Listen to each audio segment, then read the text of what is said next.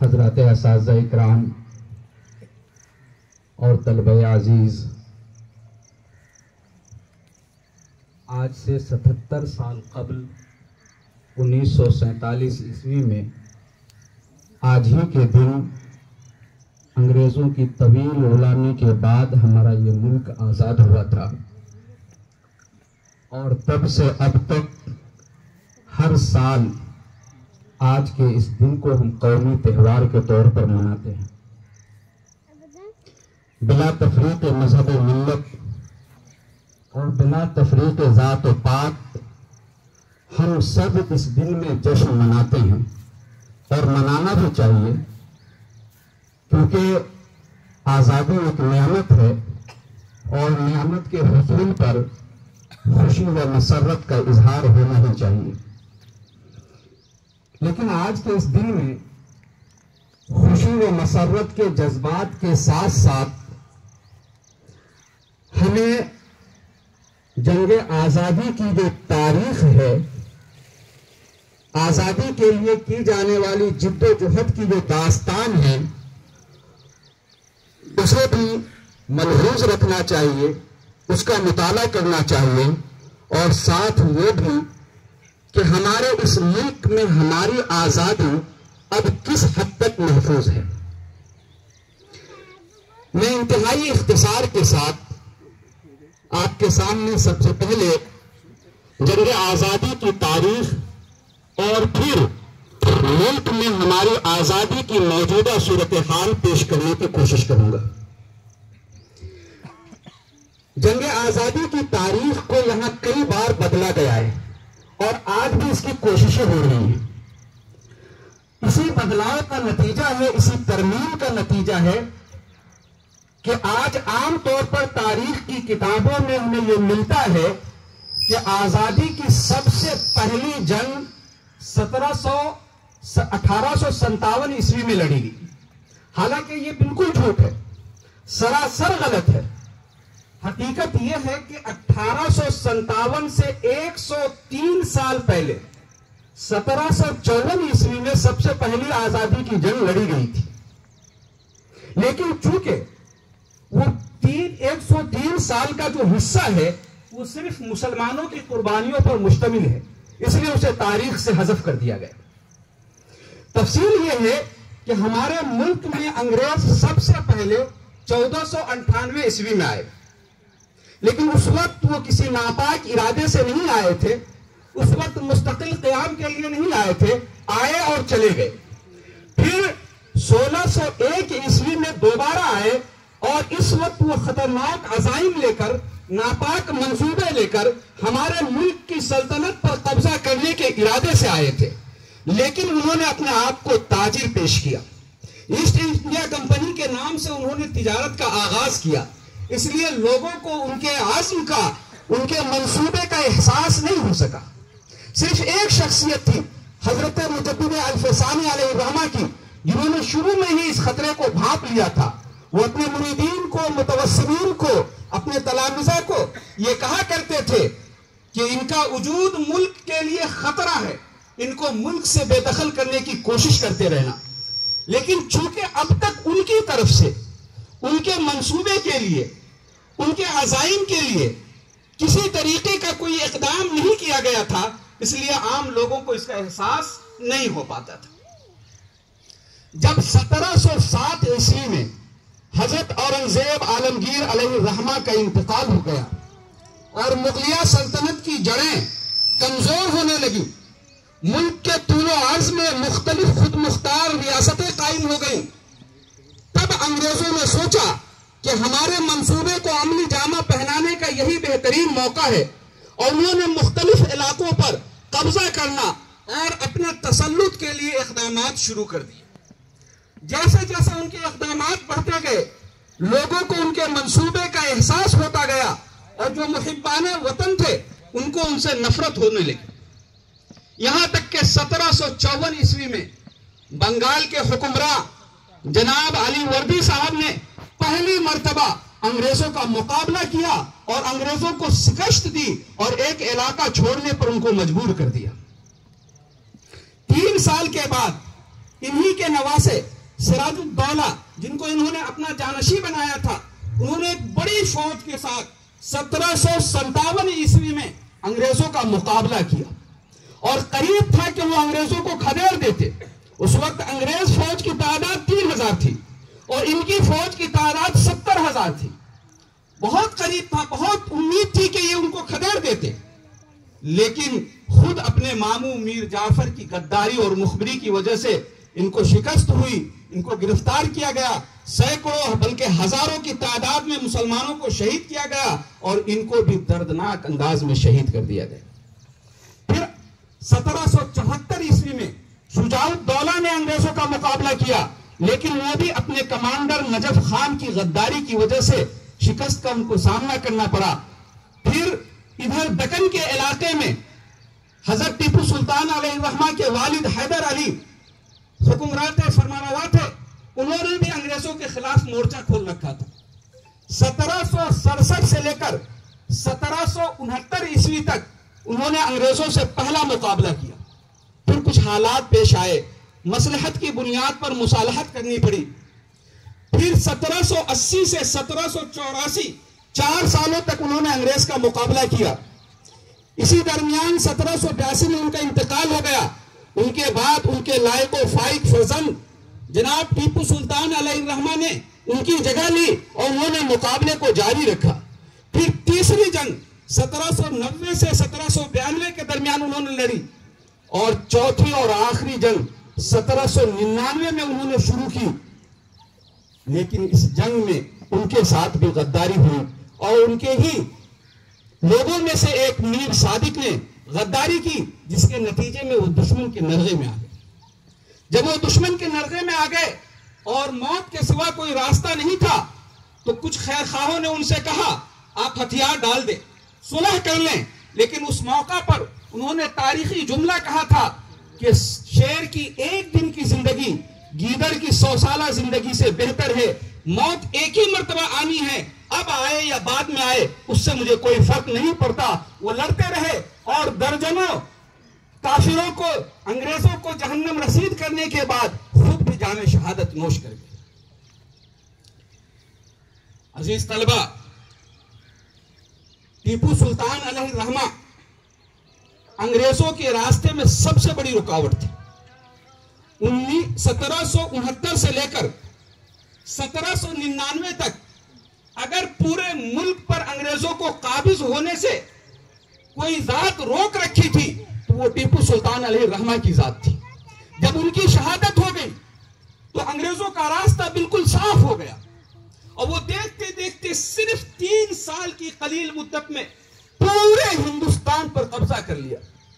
چنانچہ 1803 عیسوی میں انہوں نے لال قلعہ پر اپنا جھنڈا پھہرایا اور ساتھ میں یہ اعلان کیا خلق خدا کی، ملک بادشاہ سلامت کا اور حکم کمپنی بہادر کا۔ یعنی آج سے اس ملک پر ہماری حکمرانی ہو،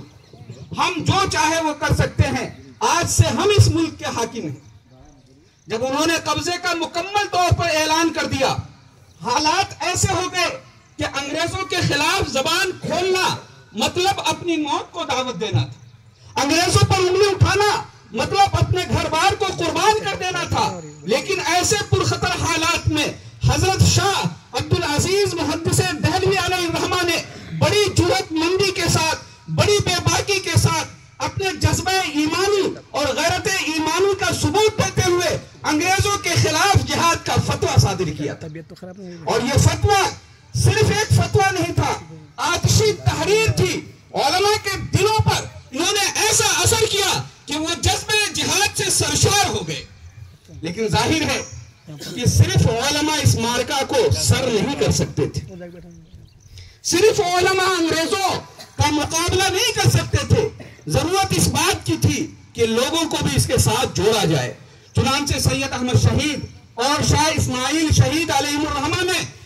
علماء کی ایک جماعت تشکیل کی، ایک وفد بنایا اور اس وفد نے 1818 سے لے کر 1831 عیسوی تک پورے ملک کا سفر کیا، شہر شہر، قریہ قریہ، بستی بستی، دیہات دیہات گئے اور لوگوں کو اپنی مہم سے جوڑنے کی کوشش کی، ان کو جہاد کی حقیقت اور اہمیت سمجھایا، ان کو جہاد کے لیے تیار کیا، اور بالآخر 1831 عیسوی میں یہ لوگ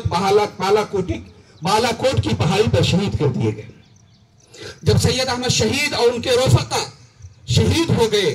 تو اس مہم کو کافی دھچکا لگا، ایک خلا پیدا ہو گیا۔ افراد جو تیار کیے گئے تھے ان میں اکثر شہید ہو گئے، لیکن جو افراد بچے انہوں نے ہمت نہیں ہاری، ان کا حوصلہ پست نہیں ہوا، انہوں نے ہتھیار نہیں ڈالے، بلکہ پہلے کے مقابلے اور زیادہ قوت کے ساتھ اور زیادہ تیزی کے ساتھ انہوں نے اپنی مہم کو آگے بڑھایا، اور پھر انہوں نے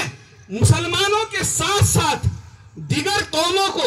دیگر برادران وطن کو بھی اپنے ساتھ جوڑنے کی کوشش کی، اور پلان یہ ہوا کہ ملک کے مختلف حصوں میں یک بارگی انگریزوں کے خلاف علم بغاوت بلند کیا جائے۔ چنانچہ 1857 عیسوی میں شاملی، دلی، کلکتہ اور مختلف جگہوں پر انگریزوں کے خلاف بغاوت کیا گیا، جس میں ہمارے ساتھ ہمارے برادران وطن بھی شریک تھے۔ انگریزوں کے پاس اقتدار تھا، انگریزوں کے پاس حکومت تھی، انگریزوں کے پاس اسباب تھے، آلات تھے۔ دوسری طرف ہندوستانی قوم بے بس تھی، ان کے پاس ہتھیار بھی نہیں تھے، ان کے پاس اسلحہ بھی نہیں تھا۔ نتیجہ ظاہر ہے یہی ہونا تھا، اور یہی ہوا کہ ہندوستانی عوام کو شکست ہوئی اور انگریز غالب آ گئے۔ اور اس کا نتیجہ یہ ہوا کہ انگریزوں نے ان لوگوں سے انتقام لینے کی ٹھان لی جنہوں نے ان کے خلاف بغاوت کی تھی، اور قلیل مدت کے اندر 2 لاکھ ایسے افراد کو قتل کر دیا یا شہید کر دیا جو اس بغاوت میں پیش تھے، آگے تھے۔ ان 2 لاکھ افراد میں 51,500 صرف علماء تھے۔ اب ظاہر ہے مشکل سے تو افراد سازی ہو رہی ہے، آپ کو تیار کیا جا رہا ہے، جو تیار ہوئے ان میں 2 لاکھ کو قتل کر دیا گیا، تو ظاہر ہے کہ یہ مہم بڑی حد تک متاثر ہو، چنانچہ بڑی حد تک متاثر ہوئی، افراد کم پڑ گئے، اور دوسری طرف 51,500 علماء شہید کیے گئے، جس کی وجہ سے دین کی تبلیغ کرنے والے، دین کی نشر و اشاعت کرنے والے کی تعداد بھی کم ہو گئی۔ تو اس جنگ کے 10 سال بعد 1867 عیسوی میں علماء نے دیوبند نامی ایک گمنام دیہات میں ایک ادارہ قائم کیا، ایک مکتب کی بنیاد رکھی، تاکہ وہاں سے ایسے افراد تیار ہوں جو دین کی نشر و اشاعت کا فریضہ بھی انجام دے اور ملک کی آزادی کی تحریک کو آگے لے کر بڑھ سکے۔ ان کے پہلے شاگرد محمود الحسن دنڈی، جو بعد میں شیخ الہند کے لقب سے ملقب ہوئے، انہوں نے 1878 عیسوی میں ثمرۃ التربیت کے نام سے ایک انجمن قائم کی۔ اس انجمن کا مقصد تحریر سکھانا نہیں تھا، تقریر سکھانا نہیں تھا، بلکہ مجاہدین تیار کرنا تھا جو ملک کی آزادی کے لیے کام کر سکے۔ چنانچہ اسی انجمن سے تیار کردہ مجاہدین کے ساتھ مل کر انہوں نے 1915 میں ریشمی رومال تحریک کا آغاز کیا تھا، جو کامیاب ہوتے ہوتے ناکام ہو گئی۔ اگر کامیاب ہو جاتی تو اسی وقت ہمارا ملک آزاد ہو جاتا، لیکن یہ تحریک ناکام ہو گئی، اور نتیجے میں شیخ الہند ان کے رفقا کو کالے پانی کی سزا بھگتنی پڑی۔ بہرحال یہ تحریک چلتی رہی، افراد شہید ہوتے گئے یا ان کو جیلوں میں ٹھوسا جاتا رہا، لیکن تحریک برابر چلتی رہی۔ 1925 عیسوی تک جنگ آزادی کی قیادت مسلمانوں کے ہاتھ میں تھی۔ اس کے بعد اکثریت کی بنیاد پر یہ قیادت کانگریس کے ہاتھ میں گئی۔ تحریک چلتی رہی، مختلف طرح کی تحریکیں چلی، مختلف طرح کے آندولن ہوئے، یہاں تک کہ عوام غصہ پڑا، اور جب عوام کا غصہ پھوٹ پڑتا ہے، جب عوامی انقلاب آ جاتا ہے، تو پھر کوئی حکومت ٹک نہیں پاتی۔ اس لیے انگریزوں کو ہتھیار ڈالنا پڑا، اور 15 اگست کی درمیانی شب میں 1947 میں آل انڈیا ریڈیو کے ذریعے سے ملک کی آزادی کا اعلان کیا گیا۔ دوستو، یہ مختصر تاریخ ہے جنگ آزادی کی۔ اگر اس تاریخ کو آپ دیکھیں تو 1754 سے لے کر 1857 تک 103 سال کی مدت ہوتی ہے۔ اس پوری مدت میں اگر انگریزوں سے کوئی برسر پیکار تھا، اگر انگریزوں سے کوئی لوہا لے رہا تھا، اگر انگریزوں کا کوئی مقرر وہ تنہا قوم مسلم تھی.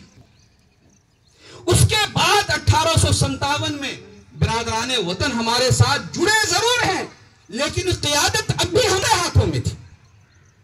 اور یہ وجہ کہ تاریخ 1857 سے لکھی جاتی ہے، بیان کی جاتی ہے، کیونکہ یہاں سے ان کی بھی شرکت ہوئی ہے. اگر بالفرض ہم یہ مان بھی لیں کہ آزادی کی یہ تاریخ 1857 میں ہی پہلی مرتبہ روئے زمین پر نافذ ہوئی، اس کے لیے جنگ لڑی گئی، تو بھی ہم یہ دعوے کہہ سکتے ہیں کہ مسلمانوں کی برابری کوئی قوم نہیں کر سکتی. مسلمانوں نے آزادی کی خاطر جتنی قربانیاں دی ہیں اس کی برابری کوئی قوم نہیں کر سکتی، کیونکہ 1857 کی جنگ کے بعد انتقام کے طور پر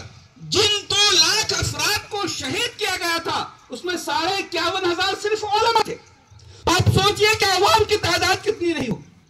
صرف 3 دنوں میں دلی میں 29,000 لوگوں کو شہید کیا گیا تھا. 29,000 لوگوں کو صرف 3 دنوں میں. اور 29,000 میں سے 24,000 ہم مسلمانوں کی گردنیں کٹی تھی. صرف 5,000 برادران وطن کی گردنیں شامل تھی. تو اگر آپ 1857 بھی تاریخ آزادی کو بیان کرتے ہیں، جنگ آزادی کی جو ہے وہ شمار کرتے ہیں، تب بھی آپ ہماری قربانیوں کے مقابل نہیں آ سکتے، بلکہ آپ کہیں بھی ہماری برابری نہیں کر سکتے. لیکن افسوس یہ ہے کہ اس طرح قربانی دینے کے باوجود، اتنی طویل جنگ تنہا لڑنے کے باوجود، اور پھر 70 سالوں تک اس جنگ کی قیادت کرنے کے باوجود، آج ہمارے اس ملک میں ہماری ہی آزادی محفوظ نہیں معلوم ہوتی. ہم مسلمانوں کے لیے سب سے اہم اگر کوئی آزادی ہے تو وہ مذہبی آزادی ہے. لیکن جب ہم 3 طلاق سے متعلق پاس ہونے والے قانون کا مطالعہ کرتے ہیں، جب ہم سپریم کورٹ سے صادر ہونے والے مطلقہ کے نان و نفقہ سے متعلق حالیہ فیصلے کو دیکھتے ہیں، جب ہم یو پی اسمبلی سے لو جہاد کا بل پاس ہوتا ہوا دیکھتے ہیں، اور اس طرح کے قوانین بنتے ہوئے، اس طرح کے فیصلے آتے ہوئے، اس طرح کے بل پاس ہوتے ہوئے دیکھتے ہیں، تو بجا طور پر ہمیں یہ محسوس ہوتا ہے کہ ہماری مذہبی آزادی محفوظ نہیں. مذہبی آزادی کے بعد مسئلہ آتا ہے ہماری جان، مال، عزت اور آبرو کی حفاظت کی. لیکن جب ہم دیکھتے ہیں کہ ایک خاص جانور کی محبت میں ہماری جان لے لی جاتی ہے، جب ہم یہ دیکھتے ہیں کہ کسی بھی گلی اور چوراہے پر ایک بھیڑ آتی ہے اور ہماری جان لے لیتی ہے، جب ہم یہ دیکھتے ہیں کہ کسی بھی گلی کوچے میں ہماری داڑھیاں نوچی جاتی ہے اور ہمیں ذلیل کیا جاتا ہے، جب ہم یہ دیکھتے ہیں کہ بہت سی جگہوں پر مسلمانوں کو برہنہ کر کے ان کی عزت کے ساتھ کھلواڑ کیا جاتا ہے، جب ہم یہ دیکھتے ہیں کہ ہماری دکانوں کو آگ لگا دی جاتی ہے، ہمارے کاروبار کو برباد کر دیا جاتا ہے، ہماری پوری بستی کو نظر آتش کر دیا جاتا ہے، جب ہم یہ دیکھتے ہیں کہ وہ میڈیا جس کی یہ ذمہ داری تھی کہ وہ مظلوموں کی آواز بنے، وہ ہم مظلوموں کے ساتھ کھڑی نہیں ہوتی بلکہ ہمارے خلاف روزانہ ایک ایجنڈا چلاتی ہے، تو ہمیں یہ کہنا پڑتا ہے کہ ہماری ان امور سے متعلق آزادی بھی محفوظ نہیں.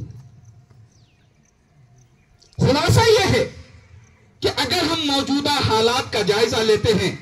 تو بجا طور پر ہمیں یہ محسوس ہوتا ہے کہ ہماری ہی قربانی سے آزاد ہوا یہ ملک اور ہماری ہی آزادی اس ملک میں محفوظ نہیں ہے. لیکن ہم اس کی پوری ذمہ داری غیروں کو نہیں دے سکتے. اگر ہماری آزادی کو اس ملک میں خطرہ لاحق ہوا ہے، اگر ہماری آزادی اس ملک میں محفوظ نہیں رہی ہے، تو اس کے پیچھے کہیں نہ کہیں ہمارا اپنا بھی قصور ہے. آزادی کوئی ایسی چیز نہیں ہے کہ جو مل گئی تو مل گئی. اگر آپ شیش محل بھی تعمیر کر دیں اور پھر اس کی دیکھ بھال نہ کرے، ان کی نگرانی نہ کرے، تو وہ دھیرے دھیرے برباد ہو جائے گا اور پھر دھیرے دھیرے اس کا نام و نشان مٹ جائے گا. آزادی بھی مل جائے تو اس کی حفاظت کرنی پڑتی ہے. ہم نے نہیں کیا، بلکہ حفاظت تو دور کی بات ہے، ہمیں آج ہمارے ملک کی تاریخ معلوم نہیں.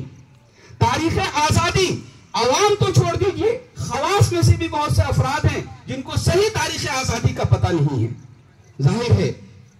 کہ جب ہم اپنی تاریخ سے ناواقف ہیں اور ایک طبقے کی طرف سے یہ تاثر دینے کی کوشش کی گئی کہ تم اس ملک میں ہمارے برابر حصے دار نہیں ہو، تو ہم میں سے بہت سو کے دلوں میں یہ بات بیٹھی۔ جب کچھ لوگوں کی طرف سے یہ تاثر دینے کی کوشش کی گئی کہ تم سامنے بیٹھے کے شہری ہو، تو ہم میں سے بہت سے لوگوں کے دل میں یہ بات بیٹھ گئی، اور اس کی وجہ سے ہم احساس کمتری کے شکار ہو گئے۔ ہم اپنے حقوق کا مطالبہ کرنے اور اپنے حقوق کے لیے لڑنے اور آواز بلند کرنے کی ہمت کھو دی، اور اس کا نتیجہ یہ ہوا کہ ہماری آزادی غیر محفوظ ہو گئی۔ دوستو، ضرورت اس بات کی ہے کہ ہم اپنے ملک کی تاریخ کا مطالعہ کریں۔ اگر آج بھی ہم صحیح تاریخ کا مطالعہ کریں گے اور ہمیں یہ احساس ہوگا کہ اس ملک کی آزادی کے لیے سب سے زیادہ ہم نے قربانیاں دی ہے، تو ہم صرف دوسروں کے ساتھ برابر کے حقدار نہیں بلکہ ان کے مقابلے میں زیادہ حقدار ہیں۔ جب ہم اپنی تاریخ کا مطالعہ کریں گے اور ہمیں یہ محسوس ہوگا کہ اس سے پہلے بھی ملک کی آزادی کے لیے ہم نے برادران وطن خاص طور پر دلتوں اور پسماندہ طبقات کے ساتھ مل کر ملک کی آزادی کے لیے جنگ لڑی ہے، ملک کو آزاد کیا ہے، تو آئندہ بھی ملک کی سالمیت، ملک کا تحفظ ہم برادران وطن کے ساتھ مل کر کر سکتے ہیں۔ تو ہم میں عزم پیدا ہوگا، ہم میں حوصلہ پیدا ہوگا، ہم میں ہمت آئے گی، اور جب کوئی قوم، جب عوام ہمت کے ساتھ، حوصلے کے ساتھ کھڑی ہو جاتی ہے، تو یاد رکھیے کہ بڑی سے بڑی حکومت بھی نہ صرف یہ کہ اس کا بال باقا نہیں کر پاتی بلکہ اس کے سامنے گھٹنے ٹیکنے پر مجبور ہو جاتی ہے۔ ہم حکومت کا رونا نہ روئیں، ہم حکومت کے ظلم و ستم کا راگ نہ الاپیں، ہم اپنے اندر عزم پیدا کریں، اپنے اندر حوصلہ پیدا کریں، حکومت خود ہمارے سامنے گھٹنے ٹیکنے پر مجبور ہو جائے گی۔ ضرورت اس بات کی ہے کہ آپ تاریخ کا خود بھی مطالعہ کریں، دوسروں کو بھی مطالعہ کرنے کی ترغیب دیں، آپ سے ہو سکے تو اس پر لکھیں، اسے شائع کریں، اسے پھیلائیں۔ وما علینا الا البلاغ۔